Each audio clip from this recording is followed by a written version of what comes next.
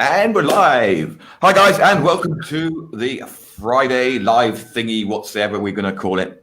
One day we'll get a name for it. And it's me, Mark, and over there in sunny Scotland, we got Tim. Damn. You did it wrong again. And today, well, we've got a couple of things to talk about. We're actually going to talk about something that I've never, ever heard another marketer talk about. So it's going to probably be quite depressing. I've heard a couple of people talk about it. We've got a guest with us, and there he is. Hang on, let me call our guest in. There he is, up there, top right. That's Good morning. Greg is an ex-online marketer. He's actually probably going to come back into it, and he deals with people with stress. He stops people stressing out about things. Mm-hmm. And one of the things about online marketing is it can be quite stressful, especially when you publish an article and Google does nothing with it. There's lots of things to stress about, and honestly, I've heard nobody talk about dealing with stress. So we'll have a chat with Greg in 5 minutes about dealing with stress. What do you want to talk about, Jim? Jim? Who's Jim? Tim. Okay, let me confess. Last night, on what day is it? 21st of February, I broke my dry January. So I've gone 6 weeks without a beer, and I'm really suffering today. Well. So much for being a grown-up. So what's been happening in the world of internet marketing this week, Mark? What's been happening? Well, there's loads of stuff happening, Tim. I haven't got a clue, mate. I'll be writing stuff all week again. So, I mean, let me see. What's interesting? Facebook have done some stuff, and so does Google. Yes, that always happens. What else? Don't put me on the spot like this. No, it's all right. There's a few things happening in my world that might be interesting to people, certainly from an e-commerce perspective. Amazon seems to be changing their algorithms at the moment for keyword searches. So, also they're punishing, starting to really punish a lot of people who've gained reviews in a unethical manner, which is about time, yeah. And it's a good thing for people who've actually got legitimate products and aren't chasing reviews. One of the big changes I've seen, certainly for the US, is the how you acquire reviews from your customers. So traditionally for your Amazon business, for your Amazon side of your business, your products, if somebody buys, you have the ability to email them. And in the US at the moment, and I'm sure this will spread to the UK, and it's something that we need to look at internally with our systems, is that Amazon are basically now saying that you cannot email asking for a review. Previously you could email, but you can only email once or twice or something like that asking for the review, and you couldn't ask for a positive review. You have to ask for a, unbiased, blah, blah, blah, no strings attached, and you couldn't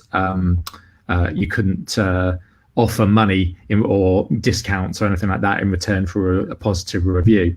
That's been there for a long time, but now they're actually saying in the US that you cannot email at all. Now this has quite big implications for some companies that are out there that have pieces of software which will actually send out an email for you. It kind of acts like a email autoresponder for Amazon. And so I should imagine a lot of those businesses will be slightly panicking somewhat, that one of their main reasons for existence is the requesting of reviews. Certainly I'll see that probably reflect across into the UK market as well. UK Amazon is normally sort of a bit of a lag time between what happens in the US to the UK and the rest of the EU, as such as it is these days. Interesting. So that's, and I think, the reason for bringing that up is it's not just about Amazon. It's about all of these large companies realizing that they need to be a hell of a lot more transparent. Their rules of engagement, their terms of service will always change. Stuff always changes, and it's just been just being cool, not being a dick, basically. When you run your business, gather reviews in a ethical way, and gather sort of, don't do black hat stuff.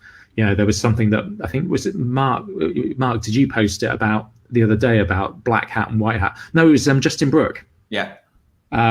Which was actually a really interesting article about a company that's trying to kind of stamp out a lot of the black hat affiliate stuff that's going on at the moment, which again is all a good thing. Is like, as internet marketers, we need to keep everybody else in our sphere accountable to not being dicks as well, because it has implications for all of us as marketers.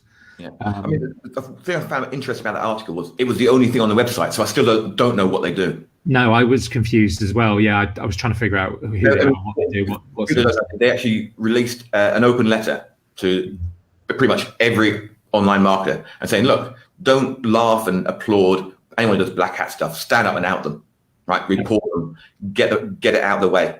Like try and kill all the black hat stuff. It's not funny. It's not clever.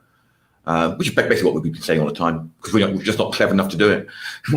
Exactly. Well, that's the thing, is like some of the black hat stuff is like absolutely ninja clever stuff. Yeah. These guys are super, super smart. So it's like, well, why do you not put all your effort into exactly, doing it right the right way? Legitimately. Hey, there you go. Right. So, hiya, Andy. Hiya, Donald. Good to have you on, guys. What was the question that came up? What was the question that you had earlier? We've got a question. So, if you've got any questions, next week you want to talk about and you're not around, when I post a thread where we're going live, just put your question on. We've actually got a question today, so thank you very much, Mark. We can answer it. Right, the question is, I'd love to get your take on personalized video and interactive video, and if you think it's just a gimmick or a good way to stand out in a sea of noise when it comes to video marketing. Right, so I'm going to deal with the personalized stuff because I love personalized video. Okay, so here's a shout out to the guys at Bonjoro. Bonjoro is superb.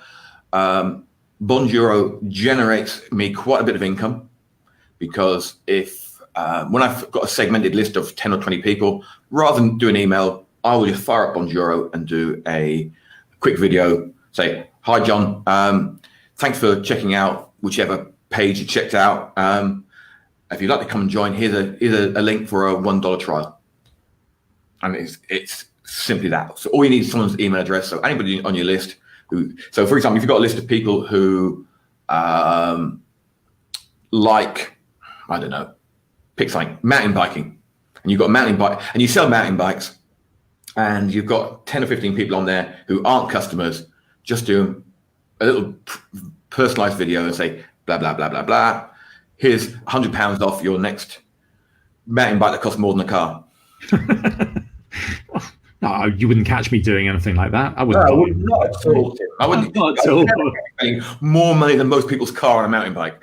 Oh dear. Especially somebody who doesn't like riding uphill wouldn't do that either, would they? No, that would be daft. That would be really idiotic. So yeah. My view is personalized video is great for a gimmick. It's actually going to be more and more prevalent in the future. I'm in 100% agreement. We use Bonjoro internally for lean greens pretty much every day of the week. My wife, who's sneezing in the background, you might be able to hear. I actually sneezed last night in someone's car and just covered the whole front of the car in snot. Oh, lovely. Anyway, we use Bonjoro internally every day. What we have is a system that when somebody becomes a new customer of ours, we send them a personalized video. We literally record a video for every single new customer that we get.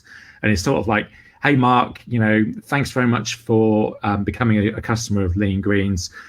Hopefully you should have received your package by now. If you've got any questions, just drop us a quick message, just hit reply to this, or like contact us at support at Lean Greens, blah, blah, blah, blah. And normally we'll add in something, we'll, show them, tell them about, like, I don't know, our subscription, or, our referral offer or something like that, and thrown in there as well. So it's a way of kind of like thanking them, but also just a little bit of an indication of something else that might be of interest to them going forward. So a little bit of marketing in there as well. and it works well. We get decent open rates. So Sam's just saying to me, we get 60% open rate on those emails and those videos, which is huge compared to, say, for example, our normal email flows, probably around about the 40% for that first email that goes out. And a lot of people are not signing up necessarily to that email flow either, because because of the whole GDPR thing, and we have to be careful about how we contact them and all this kind of thing. But because this is kind of like a transactional email that we're sending out to people, it's okay, and it's a welcome thing. It's not necessarily a marketing thing directly. Yeah, I mean, one of the things I've plan to do with the foundation in the next few weeks is when people start coming in. Can't do it at the moment because we've got like 20 people, or 20 or 30 people a day coming in. But when we got down to like 2 or 3 or 4 or 5 people a day, everyone's going to get a personalized message saying welcome. You notice how I dropped the SMO and just call it the foundation now? Yeah, I did see that. Because I can't keep on going on SMO foundation stuff. Call it the foundation. That'll do. So definitely, Mark, I definitely recommend doing personalized video. Interactive video, the one where you hold a white card with people's names, that's just a gimmick. But if you've got a low number of customers coming in every day, then it's worth it. Oh, and for Sam, what do you send it from? What you email? What's the name on the email or the bonjour? If you send it from Sam at Lean Greens, welcome from Sam at Lean Greens, or welcome from Lean Greens, as the actual name on the email, you'll get a higher open rate. Knowledge bomb. Oof. No, one of the things you just said is like if you've got a low number of new customers, it's like we get a few more new customers than that.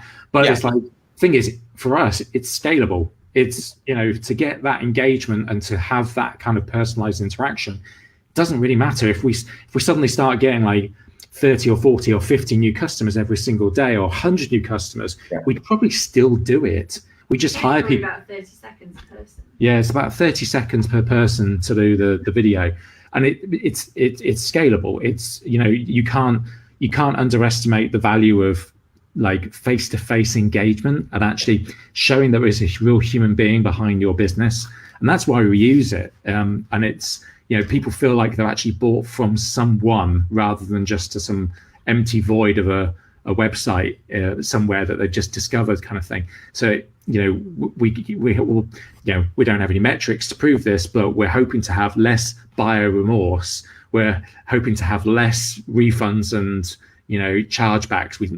We've only had one chargeback in 7 years.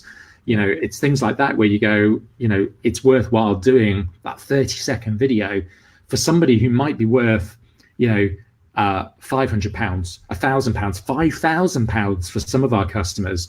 If you do that engagement, and then they stay for that long, hell, it's worthwhile for us to do it. Yeah, I mean, and plus on the other positive side is you might actually eventually get one of the bonjour onesies. Bonjour onesie. Yeah, because when you sold when you send 1,500 bonjouros, they send you a bonjour onesie. There you go. I've had a card from them. Yeah, we've had cards. Yeah. Yeah. Yeah. Good marketing, isn't it? We're working towards that 1,500. I'm looking forward to seeing a onesie that fits 6'3", 100-kilo man. Come on, Sam's not that big. I can't believe you said that, Sam. Go and punch him. Right, so moving on quickly. Let's moving on from that. The interactive video Mark's referring to is the choose your own story style. I've not seen one of those. No. So if you message us off and show some examples, we'll. It might be way more complicated than you actually need. A lot of the time, and that's one of the great things. And one of the things I love about Bonjoro is it's actually really simple. And as Sam said, it's 30 seconds to do a video for somebody. And press the button. Hi, blah blah blah. Press the button. That's literally it. You can do it on your phone, and that's. Phone's even quicker. Yeah, phone is quicker. Yeah. Yeah. No, I much prefer doing it on phone. I do all of them on the phone. No. Right, so let's talk about stress, shall we? Because I think Greg's getting stressed out in waiting at the moment. I'm only stressed about your cat who's sort of dead eyeing me. Don't tell me here. You are? Newcastle's always that sunny. Your cat has seriously given me the glare here. Yeah, the cat will attack. It's trained. It's going to leap on you. It's okay. It's all right. I'm okay with stress. It's okay. Don't worry about it. Yeah. So, right, so what would you like to know, sir? Look about Greg, shall we? Right. So Greg, we worked out last night. The first time he came to see me was 2008 for some coaching. Yeah. It obviously failed miserably because now he's a mental health professional, and correct. He helps people. That's correct. With stress and anxiety. Is that better than saying does? Yes, that's far more appropriate. And every day Joe Soap, who's under a bit of pressure, a bit of stress, I see them basically, and our capacity to deal with stress is actually massive. But when people come through the door, they're kind of on their knees, or I'm scraping off the ceiling or something like that. But we all, this kind of word stress is such a kind of broad thing. Oh, I'm stressed, blah blah blah blah blah.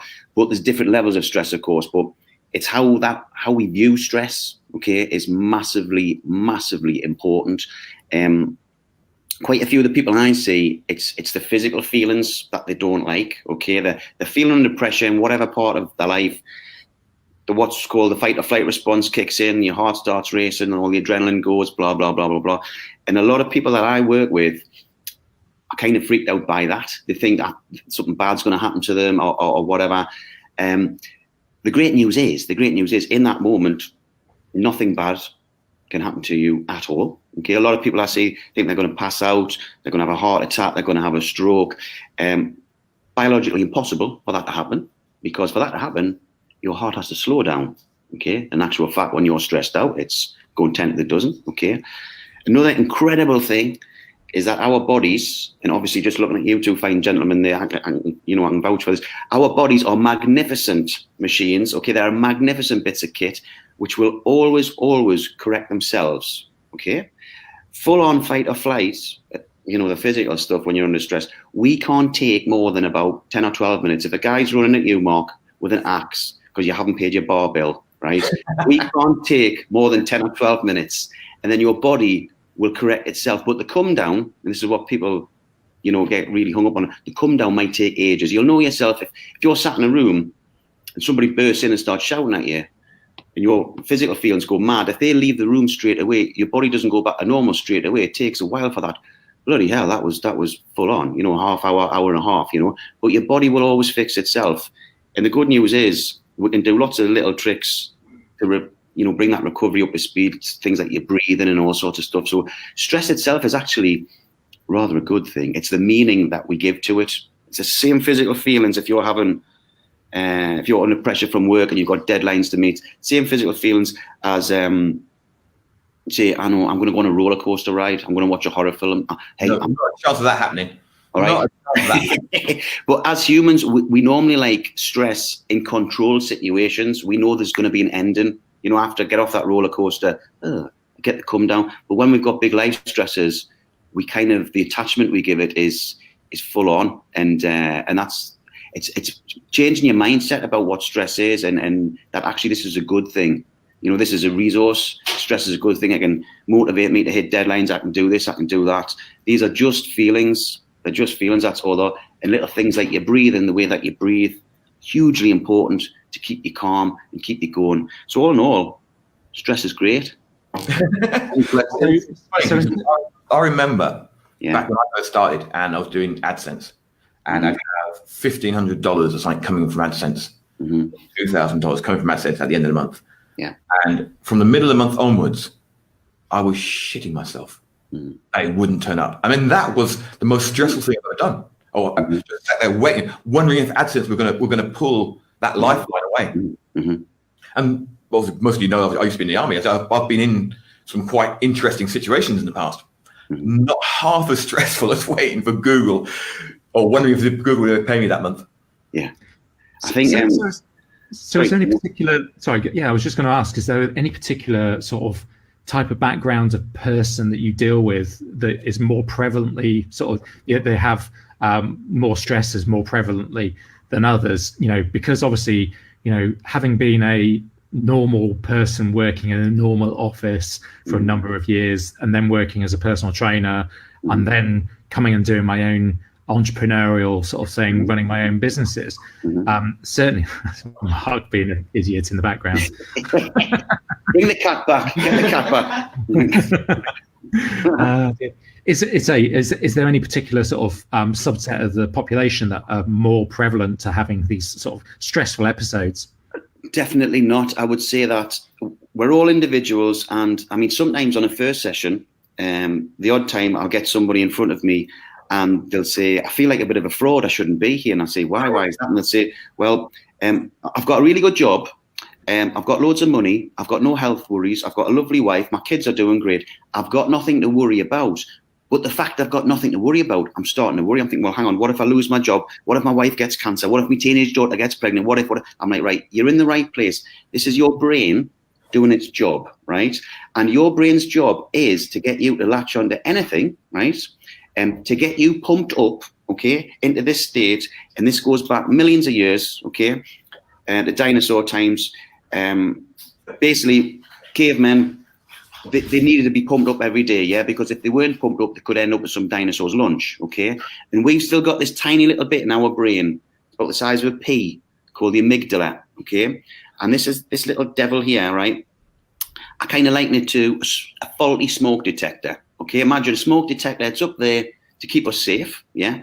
But if it went off every time, you know, you put a bit of bread in the toaster, that's no good. We don't want to get rid of it because it's here to protect us. And we need this to protect us. If you walked out of your room right now, Tim, after this session, and didn't look both ways before you crossed the road, a split second before that taxi man honks his horn, you get that, Jesus, right? And it's getting you ready to flight or fight something, yeah? And we need this. And I would definitely say, just come back to your question there, I see every type of person in society, every type, and they've all got different things to worry about, okay? And if you haven't got anything to worry about, your brain will make sure it finds something where you turn on the TV or you look at Facebook, and your brain is sat there going, get in, we've got him worrying again, because your brain does not want you relaxed, because your brain thinks, hang on, if he's relaxed, he's vulnerable to attack from a dinosaur, okay? And it's still there, that little devil, the amygdala in our brain, it's looking to go off any time, okay? And that's when the physical feelings hit in, or the heart race and the sweating and stuff. But everything that happens to your body in that moment, I mean, your body is such an amazing piece of kit. It's all designed to protect you. Things like when we get anxious and stuff, if you might want to go to the loo, go to the toilet a few times, you know, that's to make us lighter so we can run away from danger faster. Stuff like sweating, it's to keep us cool. If anyone comes to attack you, they're going to slide off you, all these things. And I was recently working with a chap, just come back to what I said a moment ago, it's about the meaning we give to situations. I was working with an ex-Special Forces soldier who, most of the people that I work with hate these feelings of adrenaline and stress and stuff like that, okay? Small percentage of us, these adrenaline junkies, they love it. They love jumping out of airplanes and you know, jumping tops of skyscrapers and stuff. And this guy I was working with, this ex-Special Forces guy, says, you know, I love the adrenaline. He says, it's the best feelings of my life, jumping out of a helicopter in West Africa with machine guns, blah, blah, blah. But the reason I was seeing him was he couldn't go into a supermarket because of crowds, right? And he's like, oh my God, I'm going to have a panic attack, I'm going to faint, and I got round to him, I says, listen, these are the same feelings you had jumping out of a helicopter, shooting people, right, that you loved, right? They're the same feelings, right? Can't possibly harm you, okay, because your body corrects itself, and for you to faint and stuff, your heart's got to slow down. In fact, it's speeding up. But it's the meaning we give to situations, okay? And they've done all these studies. It's all, you know, evidence-based that the way we view stress is massive. In fact, stress, I think, is the 13th biggest killer in America, right? Not actual stress, but the perspective that stress is bad for us. If something bad happens, I'm going to be stressed about it. And there's an incredible TED talk with a Professor Kelly McGonigal, about how we view stress. Just watch the first 3 minutes. It's amazing that actually, if we can shift our mindset to actually stress is a good thing. This is a resource, okay? It can have hugely beneficial impact on your physiological health for decades, things like that. But it's how we view situations. It's how we view it, you know. And like Mark was saying there about when he was, you know, breaking himself about, you know, what if my AdSense thing stops? With stress, our thoughts are always in the future. It's always what if, okay? That's what gives us anxiety when our thoughts are in the past. That's what gives us low mood and depression when we're ruminating. We're very rarely in the present moment, very rarely. And it's a great skill to kind of notice when you're worrying and go, hang on, just spent the last 25 minutes worrying about this bloody thing. Take a step back and think, right, I'm going to choose my how I respond to this. And you breathe in, the way that you breathe is massive for you. If you can imagine seeing a little baby, you're cleaning a baby's bum, if you're unlucky enough. And when a baby's lying down there, when they're breathing in and out, the little pot belly goes up and down. Yeah, that's the right way to breathe from our tummies. Okay. And but as we get older, we lose the capacity to breathe from our tummies and we start breathing from our chests. Okay. And the way to check which way you're breathing, and you'll be breathing the wrong way because 99% of what ours do, is just pop one hand on your chest, one hand on your tummy. When you breathe in, watch which hand rises. It'll be this one. When you breathe in, you get that. And that's the wrong way to breathe, okay? What we need to do is relearn how to breathe like we were babies. And there's lots of fantastic videos on YouTube. If you type in, comes under about 3 or 4 different names: controlled breathing, deep breathing, belly breathing, diaphragmatic breathing. Basically, just you want to keep the top flat. When you breathe in, you want your belly coming out. Ladies, if there's anyone listening, it's not very attractive to look at, I know, but it's going to calm you down, okay? We don't mind you if you're a bit of a fatty, it's okay, okay? So when you're breathing in, your tummy's coming out, and if you can breathe out for longer than you're breathing in, that's massively beneficial because the fight or flight response is activated when we breathe in, and a lovely system, the parasympathetic nervous system, is activated when we breathe out. So if you're breathing out for longer than you're breathing in, you get more of the nice stuff, okay? But your breathing is huge, and it's the same breathing exercise we give to people who have massive panic attacks, same breathing exercise we give to people with long-term conditions. Some fantastic evidence coming out very, very recently that people with cardiovascular issues, things like that, and who've had strokes, diabetes and stuff, if you do this belly breathing, okay, if you do this belly breathing religiously every day, you can actually start to reverse diabetes, stuff that people have had for decades. If you're focusing on your breathing, massively beneficial, brings you right down quite a few pegs, and we can view stress completely differently, that actually this is not a bad thing. It's not a bad thing. I've put the link for that TED talk up there. Yeah, brilliant. Because I'm from the background, I'm from, certainly from the personal training world and, health and nutrition and fitness and all that kind of stuff. A lot of this definitely rings true. Is there any particular kind of, again, from a selfish perspective, the supplement side of thing, or, medication and things like that? What, the traditional sort of medication that a lot of people get for stress and anxiety, is that something that you are, you support the use of, or is it something that, you're looking to get sort of more non-medical based kind of solutions to people's issues? That's a really, really good question, Tim, because what I would say, with regards to medication, everybody's different. Everyone's different. And if you wanted to use a medication to help you with the anxiety or low mood, fantastic, be led by your doctor and things like that. However, the medication really is a sticking plaster, okay? If you can learn some things like mindfulness, like meditation, things like that, I mean, wow, mindfulness stuff, the list of stuff that it's good for is incredible. Anxiety, low mood, long-term conditions, your immune system. Mindfulness can be described as, it's simple, but it's not easy. We want to notice our thoughts. And that's a great skill, because normally we're like zombies. We're on automatic pilot all day. It's a great skill for you just to sit there and go, hang on, I've just noticed I'm worrying. Okay, because normally we're having this conversation in our head, or it might be images or whatever, and we go from 0 to 100 very quickly when we're worrying about stuff. Mindfulness is massively beneficial.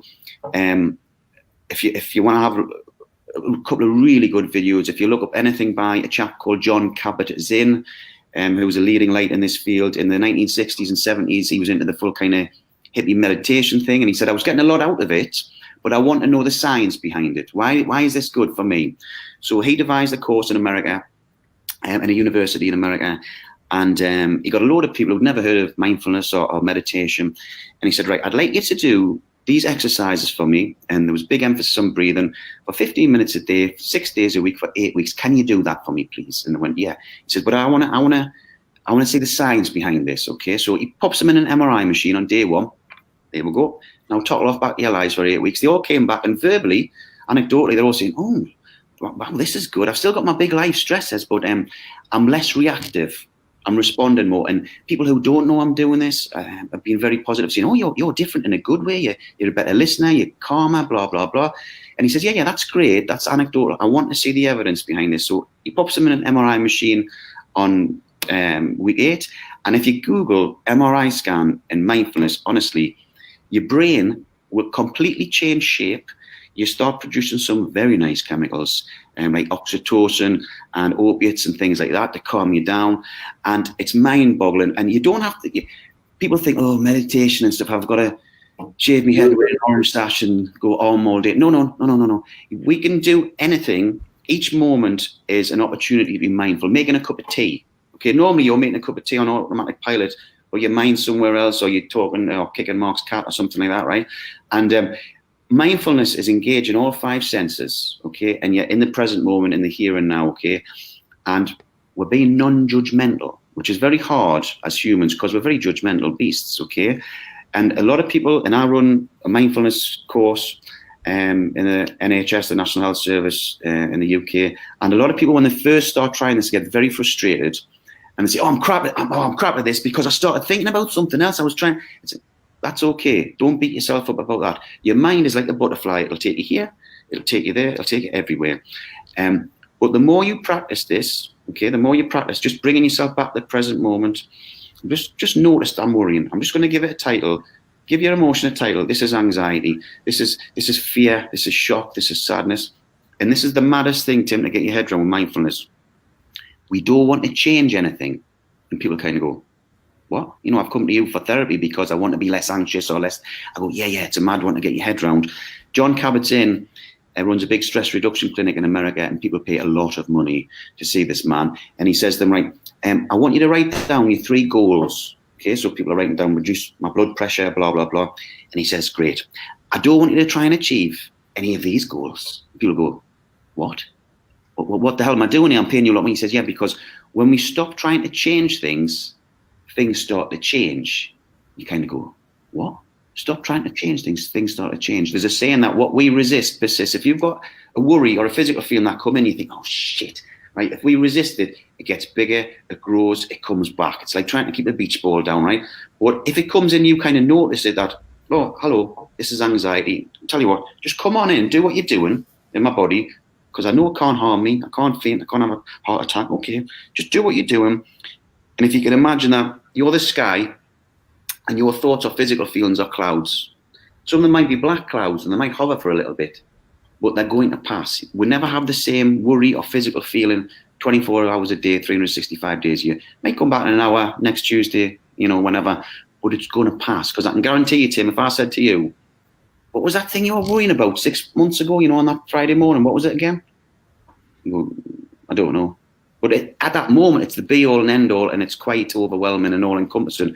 But it's going to go. You've got a 100% record of coming through everything you've ever been through, and it's like, right, I'm going to come through this as well. We underestimate our ability to come through things, and our ability to come through things is absolutely massive. It's huge.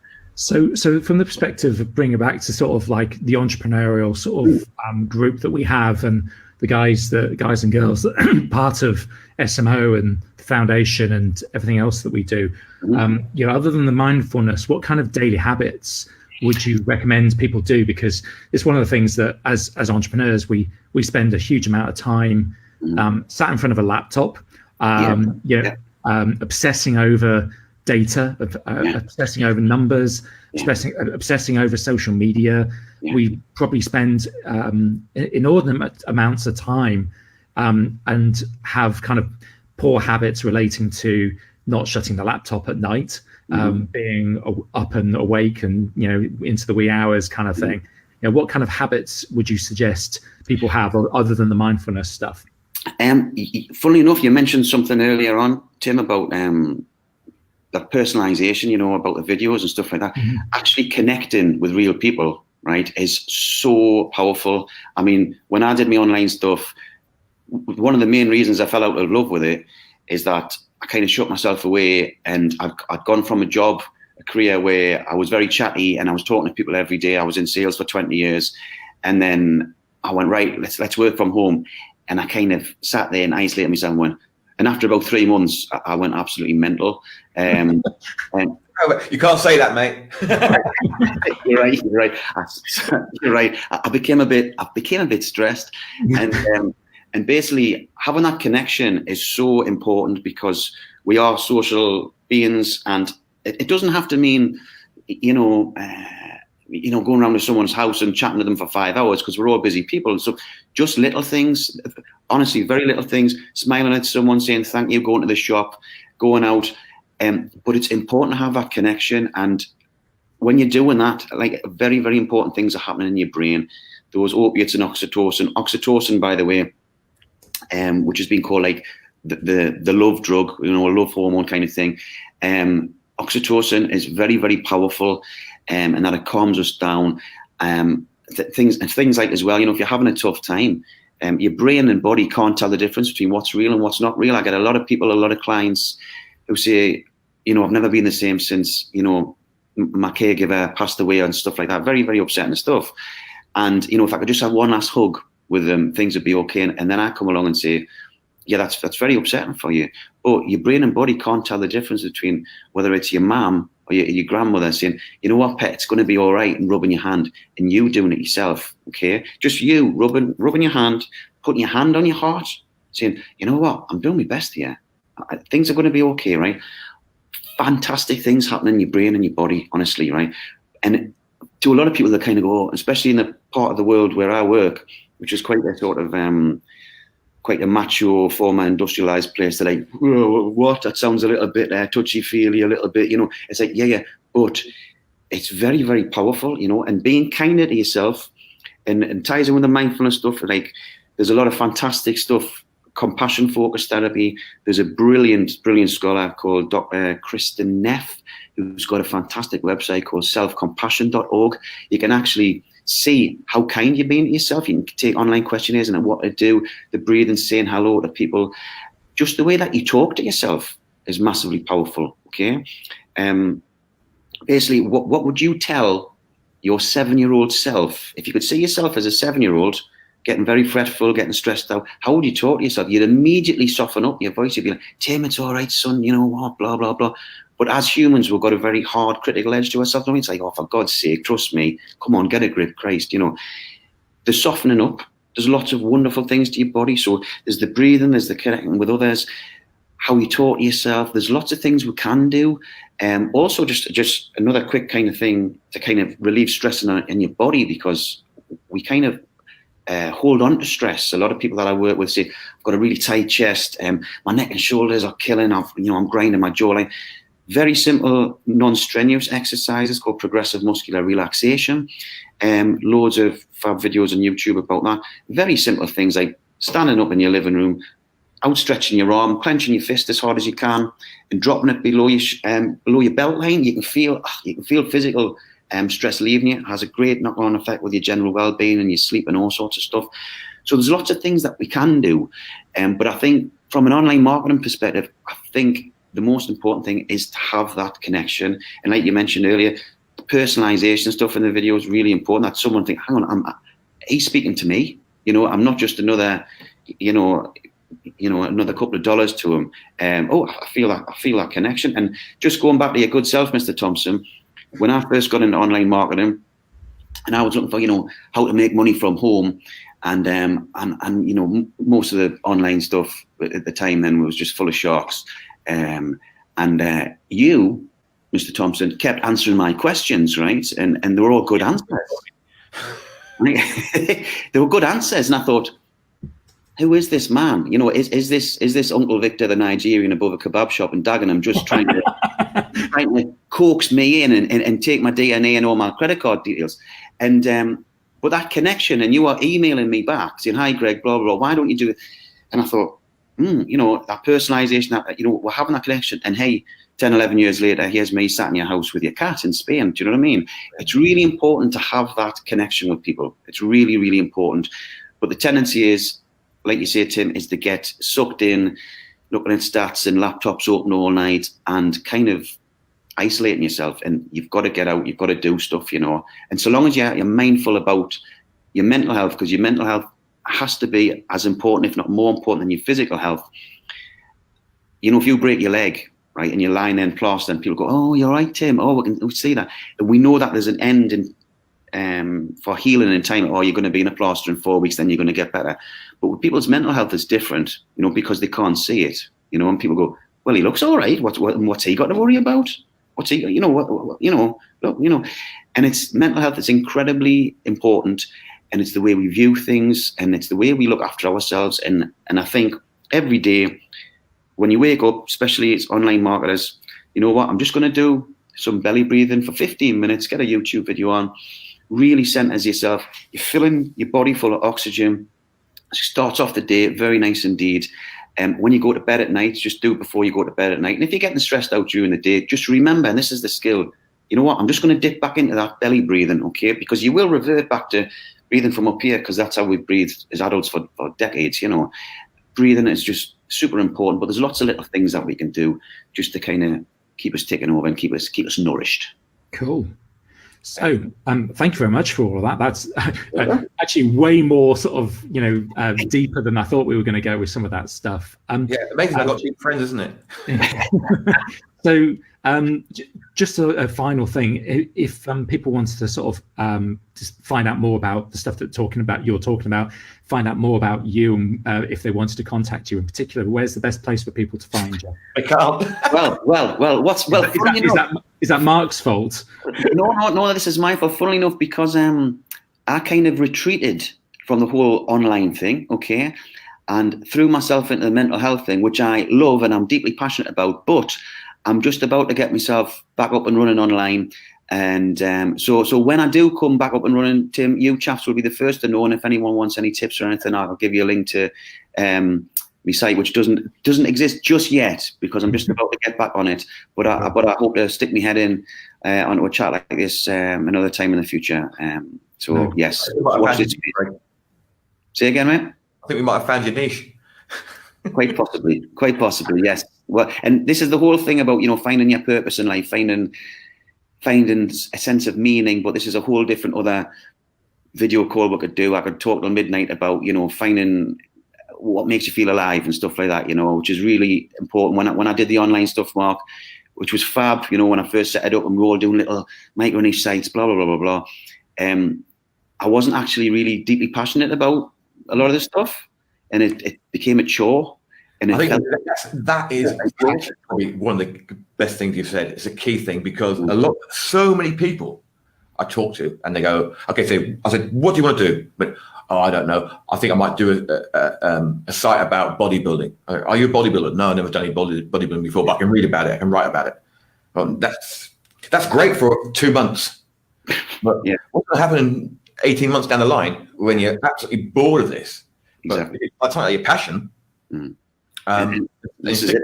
Look at me. I've been doing this stuff for 15 years now. Mm-hmm. If I was doing stuff I didn't like, I wouldn't have been doing it for 15 years. Mm-hmm. Yeah, really, really important. I get up in the morning. I get up because I love doing this. I love chatting to Tim every Friday. No, I think that's absolutely right. There's a huge amount to that. You know, you won't sit and talk about or write about a particular thing, or, you know, sit in front of a computer or sit in front of a camera and talk about a thing. You just won't come across as anything close to being genuine. I think is probably the wrong word for it. But, you know, if you don't, if you're not passionate about your thing, if you don't really give a crap about your thing, then you're just going to come across as disingenuous anyway. So, and people will see right through that. Your potential customers will see right through that, unless you're a complete, you know, shark, as you put it, which there are plenty of out there who just do things for the money, and a lot of the time that tends to be really, really short-lived. You know, they'll run a business for a short period of time rather than having a long-term view on something and go, well, actually, I really thank you, Tamar. You know, it's. That's one thing. You're authentic, mate. I think one of my pet hates actually is when people say, "Oh yes, you have to be more authentic." I'm going to be more authentic, and it's like as soon as you say that, you're actually not being authentic at all. It frustrates me. It's like your authenticity is a thing that you do without actually saying it or thinking about it consciously. You're either authentic or you're not. Yeah. There's no halfway house or trying to be more authentic. Yeah. So absolutely. Cool.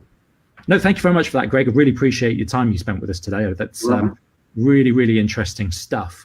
Any other questions for us or from anything else from Mark? Can't see. Anyone got any questions about this?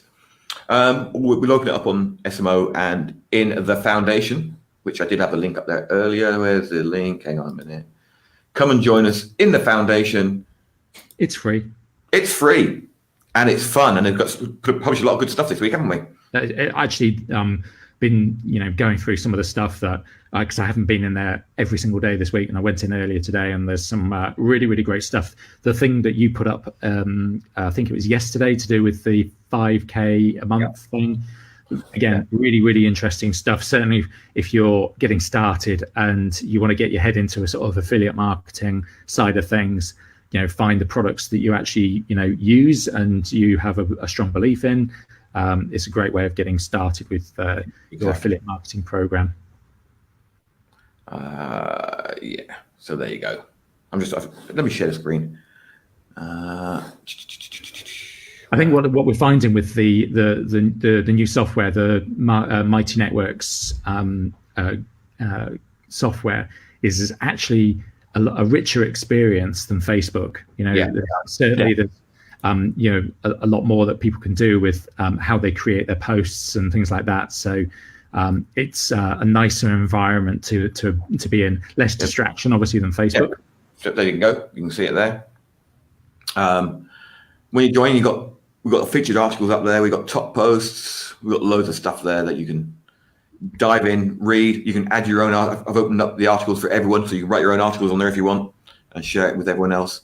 So one of the other things that Mark and I have already been talking about before we came on earlier today is for all of us Serious Marketers Only members, the full-on members, the pro members, we've got a pro area being developed at the moment.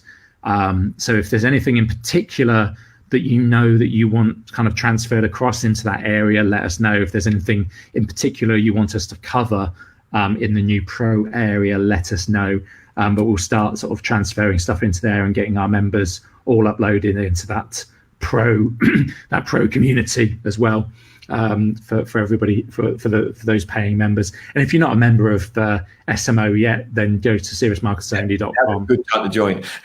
And now's a good time to join because it's going to evolve and develop a lot more than what we've been able to do with the Facebook group.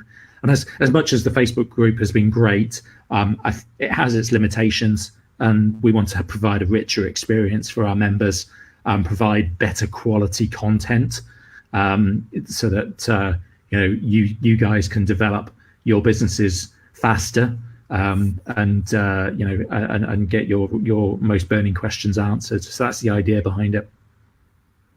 Yep. Right. So anything else, Tim?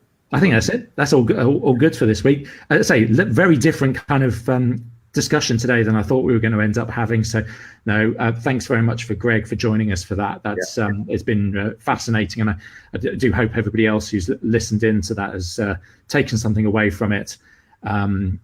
Good question. It will probably remain. It will remain for the time being. It will probably remain as an archive. Yeah. The plans to archive it so you can have access to it, but anyone new comes along won't. But they will have access to the videos. Yeah. Cool. So. But I think that's it. Yeah. So what are you up to this weekend then? Are you off to the pub again tonight and to have another 25 pints with your backcrackers? I am now going to get on a bus and go into Marbella, and we're going to go people watching and eating tapas all day and maybe having one or two beers. Hence the bus, yes. Absolutely. Well, I found that I hadn't been on a bus for 40 years, right? And I'm going to Marbella on the bus. I went, what? On a bus? Then I realised it was only €1.55 to go to Marbella on the bus. I know, transport over here is amazing. So what's going to happen at the end of the day? At the end of the night? Uber back. I can't go and get on buses later. So we'll be Ubering it back. Oh dear! You can't fit more than 2 people into the Porsche then? No. Okay, we'll go down, but Alison has to sort of. We've got a sort of parcel shelf at the back that Alison can lay on. I feel really sorry for your wife sometimes. Last night, so Greg the Muppet, it's all his fault. He was supposed to be here at 3:30 yesterday afternoon. He hadn't taken off from England at 3:30 because listen for this excuse: the engine on the plane didn't work. Well, it's a pretty good reason that the engine's not working. That's reassuring, isn't it? Yeah. well, it was Ryanair, bless them. We're all sat there waiting to take off, and we've been sat stationary for an hour, and then this horrible smell of burning fuel, which is never good on an aeroplane. And then the captain says, "Terribly sorry." That's the engine millennial shit, isn't it? Terribly sorry, the engine doesn't work. Can everyone get off, please? And we're going to try and fix it. And I was delighted, obviously, because I'm still alive, But there was a lot of very irate people from Middlesbrough who were ready to tear the airport apart. But we're still alive. We're still alive. Okay, it's a 4-hour delay, but we're still alive. So what I find fascinating actually about Newcastle Airport, it doesn't matter what time of day it is. It could be 6 o'clock in the morning or 11 o'clock. There's always a bunch of people from Middlesbrough absolutely trashed out their face. There's more pubs and bars than there are cafes in Newcastle Airport. It's a spectacular place to people watch. But yeah, no, not my idea of fun getting onto a Ryanair flight with all of them. So there we go. The point of this story was, because he was 4 hours late, the Arsenal game, he was landing when the Arsenal game was on. Arsenal playing the Europa League. That's really, really inconsiderate. Also, because he's such a good friend, I sent Alison down the game. Terrible. Did Arsenal win? They did 3-0. Oh, well, there you go. So it's been a good week overall. Yeah. Right, so that's way more that we shared than I expected. Exactly. Anyway, we'll be back again next Friday for another Friday Live thing. Thanks very much for joining us, guys. Bye. Bye. Bye.